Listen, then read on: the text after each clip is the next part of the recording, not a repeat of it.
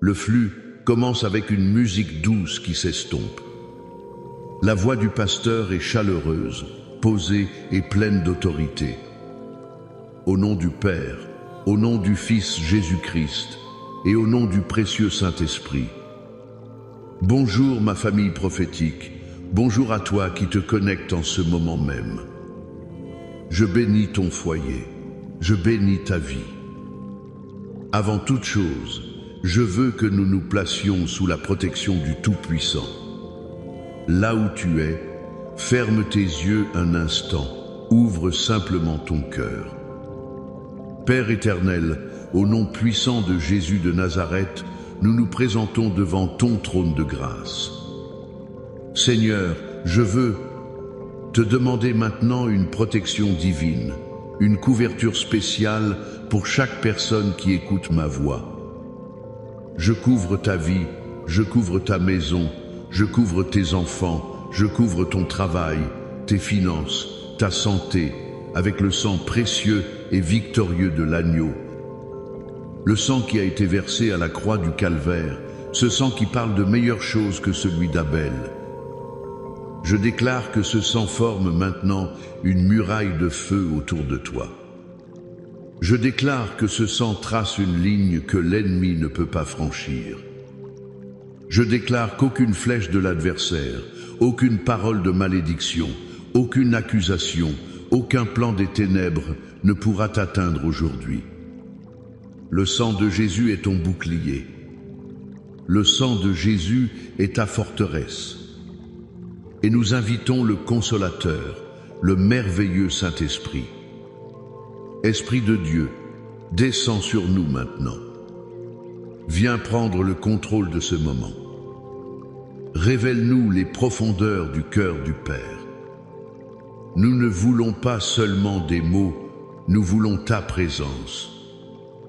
Touche-nous, guéris-nous, transforme-nous. Père, je veux prier spécifiquement maintenant pour cette personne qui est écrasée, non pas par une maladie physique, mais par un poids intérieur, le poids de la culpabilité, le poids d'une erreur passée. Toute sensale, toute sens indigne. L'ennemi te murmure à l'oreille que Dieu ne peut plus t'utiliser, que ton péché est trop grand. Je viens contre cette voix de mensonge au nom de Jésus. L'Écriture déclare dans le psaume 50 et un contre 12, « Ô Dieu, crée en moi un cœur pur et renouvelle en moi un esprit bien disposé. » Voilà la prière que nous faisons monter vers toi maintenant, Seigneur. Lave nos cœurs de toute accusation.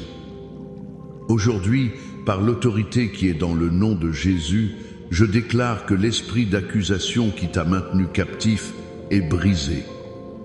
Sois libre au nom de Jésus. Reçois le pardon, reçois la paix qui surpasse toute intelligence. Amen. Gloire à Dieu. Je sens déjà la présence puissante du Saint-Esprit. Si tu ressens cette paix, écris « Je reçois ma liberté » dans les commentaires. Écris-le avec foi. C'est plus qu'un commentaire, c'est une déclaration prophétique. Famille, si tu es nouveau ici, bienvenue à la maison. N'oublie pas de t'abonner à notre chaîne pour ne manquer aucune parole que Dieu nous donne. Active la cloche. Et fais ceci maintenant, par la foi, partage cette transmission avec 7 personnes. 7 est le chiffre de la perfection divine. 7 personnes dans ta famille, tes amis, ou même des contacts dont tu sais qu'ils ont besoin d'une percée. Tu seras un instrument de bénédiction entre les mains de Dieu pour eux. Et reste avec moi jusqu'à la toute fin, car à la fin de ce message, je prendrai un temps de prière spécifique et puissant pour la restauration des familles qui ont été brisées par le manque de pardon. Si cela te concerne, toi ou quelqu'un que tu aimes, tu ne veux pas manquer ce moment. Le thème que le Seigneur a mis sur mon cœur aujourd'hui est puissant. Il est intitulé « Double promesse, guérison intérieure et pardon divin ». Nous allons nous baser sur deux des psaumes les plus puissants de toute l'Écriture, le psaume 23 et le psaume 91. Trop de croyants vivent une vie chrétienne fragmentée. Ils reçoivent le pardon pour leurs péchés, mais ils ne reçoivent jamais la guérison pour leurs blessures. Ils sont pardonnés, mais ils sont toujours brisés. Dieu t'appelle à une vie complète, une vie de totalité, où tu es non seulement pardonné, mais entièrement restauré. C'est une double promesse pour toi aujourd'hui. Notre premier point est celui-ci. Le pardon divin n'est pas juste une transaction légale, c'est le début d'une restauration profonde. Écoute bien la familiarité et la puissance du psaume 23, versets 1 à 3. « L'Éternel est mon berger, je ne manquerai de rien. Il me fait reposer dans de verts pâturages. Il me dirige près des eaux paisibles. Il restaure mon âme. » Arrêtons-nous ici. Il restaure mon âme. Nous lisons cette phrase si souvent que nous en avons perdu l'impact.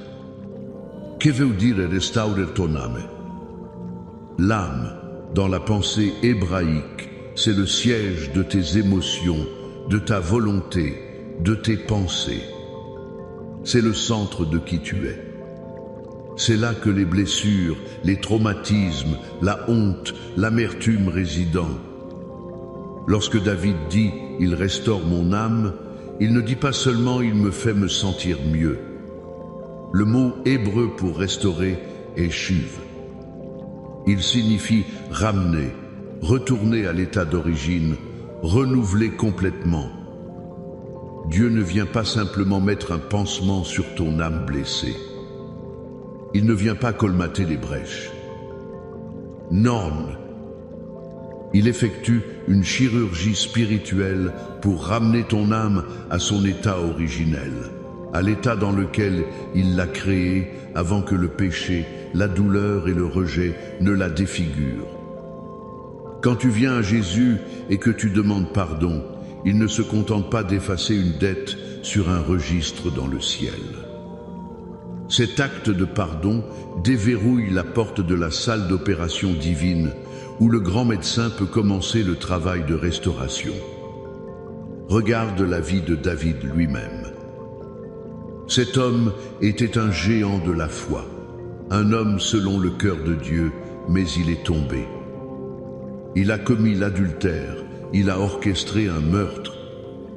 Son âme était en pièces. Lis le psaume 51, tu peux sentir son agonie. Il dit « La joie de ton salut m'a quitté ». Son âme n'était pas seulement coupable, elle était malade, brisée. Quand le prophète Nathan l'a confronté et que David s'est repenti, Dieu lui a dit « L'Éternel pardonne ton péché ». C'était la première étape. Mais ensuite, Dieu a commencé un long processus pour restaurer son âme. Il a dû faire face aux conséquences, il a traversé la douleur, mais à travers tout cela, le divin berger travaillait sur son âme. C'est pourquoi, plus tard, il a pu écrire avec confiance « Il restaure mon âme ». Qu'est-ce que cela signifie pour toi, aujourd'hui? Peut-être portes-tu une blessure secrète, un abus, une trahison, une parole de rejet prononcée sur toi quand tu étais enfant. Peut-être que c'est une erreur que tu as commise, un échec dont tu as honte.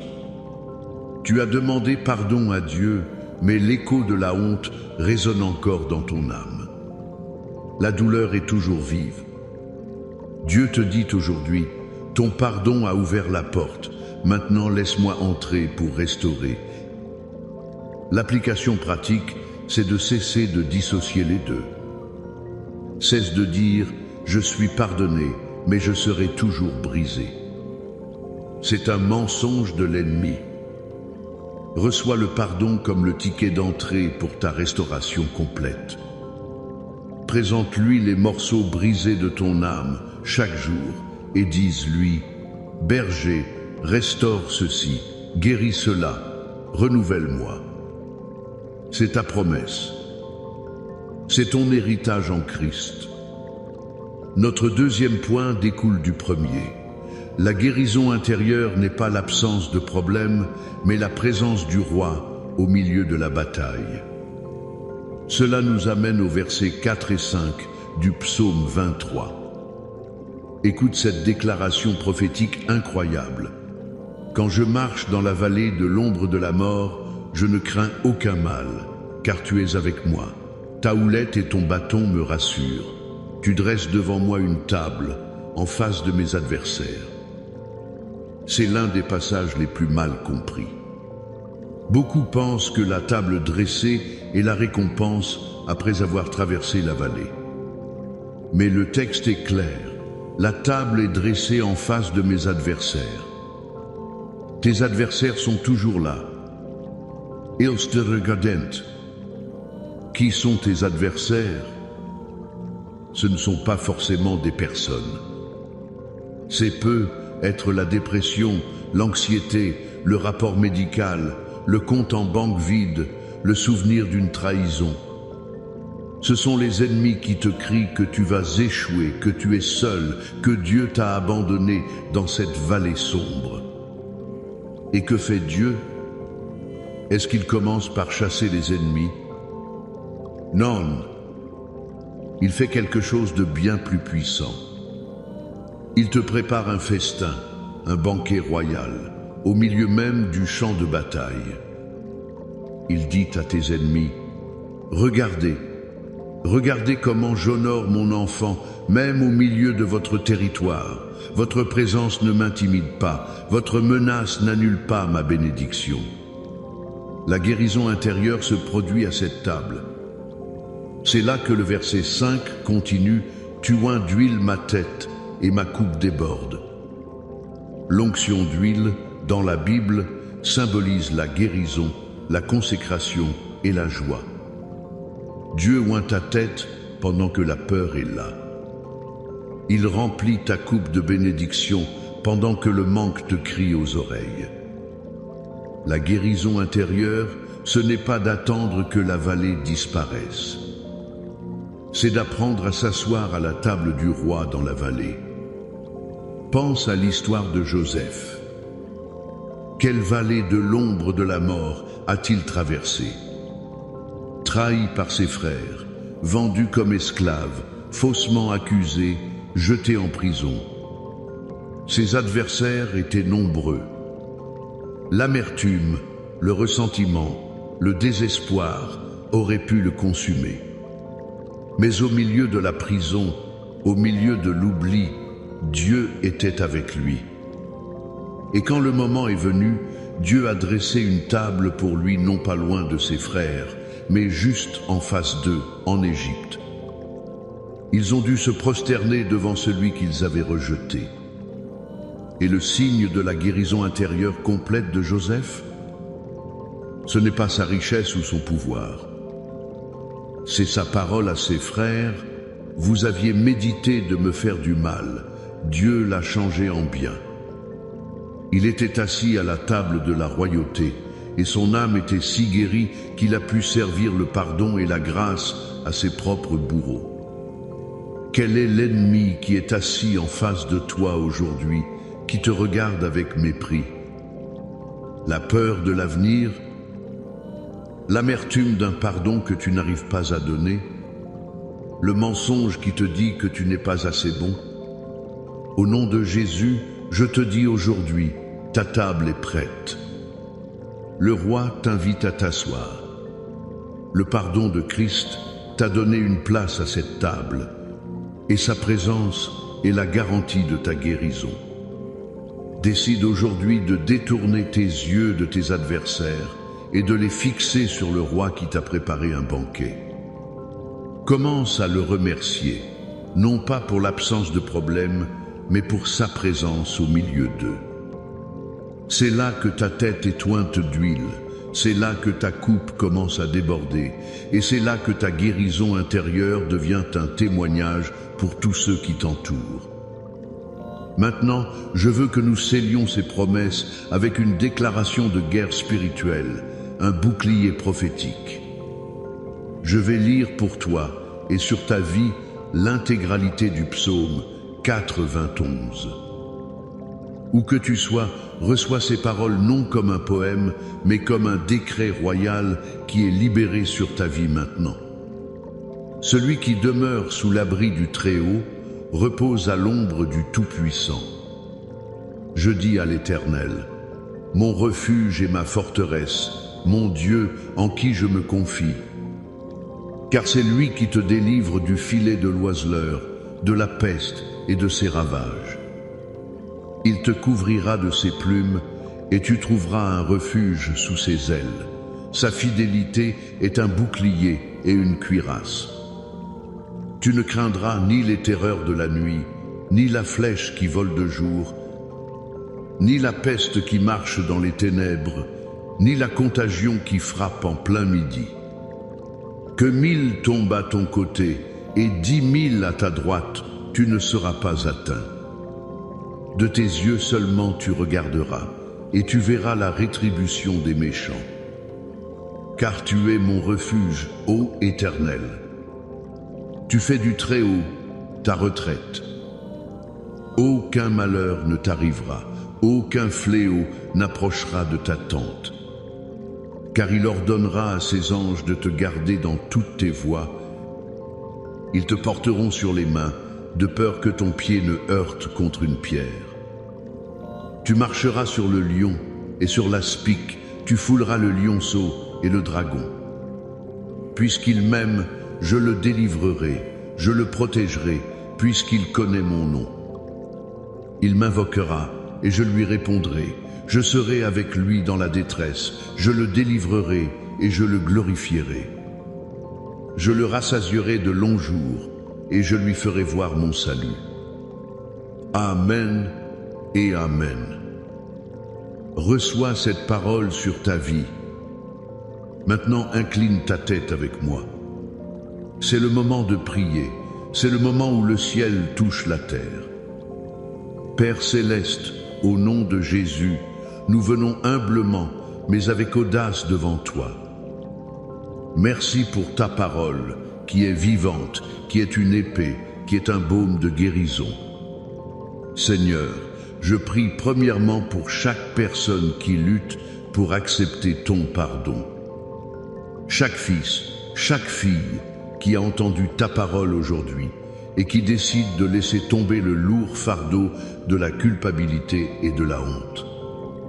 Père, au nom de Jésus, lave-les maintenant. Lave leur conscience, lave leur mémoire par le sang de l'agneau.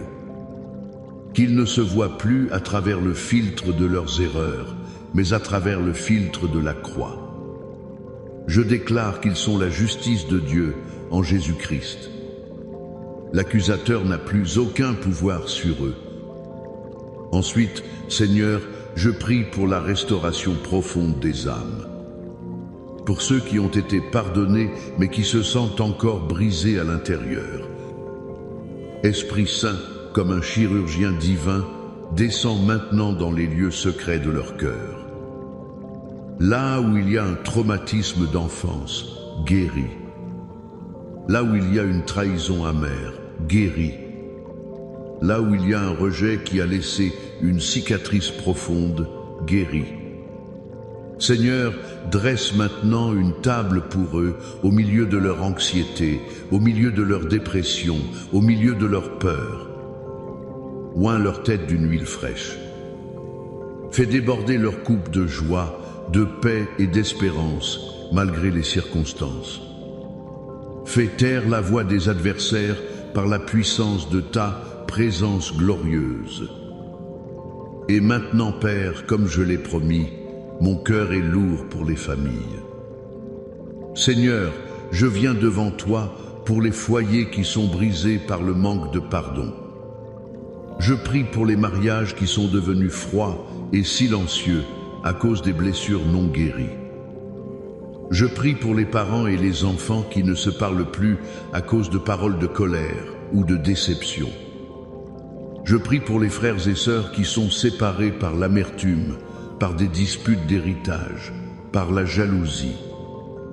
Seigneur Jésus, toi qui es le prince de la paix, je te demande d'intervenir surnaturellement. Par la puissance du Saint-Esprit, je commande à l'esprit de division, de ressentiment et d'orgueil de quitter ces foyers maintenant au nom de Jésus. Père, libère une vague de pardon surnaturel. Donne à un mari, à une femme, à un père, à une mère, à un fils, à une fille, le courage de faire le premier pas.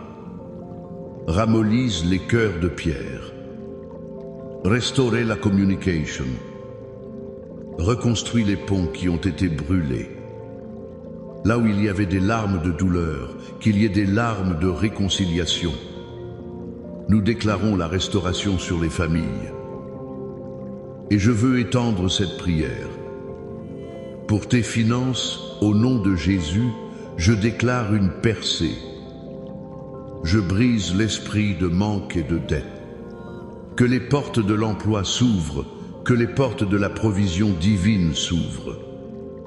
Que la faveur de Dieu te localise. Pour ta santé, je me tiens sur la promesse d'Ésaïe 53. Par ses meurtrissures, nous sommes guéris.